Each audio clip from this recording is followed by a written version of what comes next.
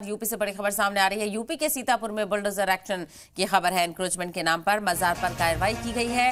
गैर कानूनी बताकर मजार पर बुलडोजर चलाया गया है। आसपास की दुकानों को भी बुलडोज किया गया है। सरकारी जमीन पर दुकान और मजार के बने होने का इल्जाम लगा है, तो वहीं इंतजामिया ने दुकान और मजार को तोड़कर जमीन अपने कब्जे में ले ली है। तो लगातार बुलडोजर कार्रवाई देखने को मिल रही है और यूपी से ये तस्वीरें आपको दिखा रहे हैं, जहां पर सीतापुर में बुलडोजर एक्शन हुआ है। मजार को गैर कानूनी बताकर बुलडोजर एक्शन किया गया है और आए दिन इसी तरह से मजारों पर बुलडोजर एक्शन देखने को मिल रहा है अलग अलग जगहों पर। तो जमीन अपने कब्जे में ले ली है इंतजामिया ने दुकान और मजार को तोड़कर जमीन को अपने कब्जे में ले लिया है। तो गैर कानूनी तजावुजात पर लगातार बुलडोजर चल रहे हैं और गैर कानूनी बताकर इंतजामिया ने बुलडोजर चला दिया है मजार पर।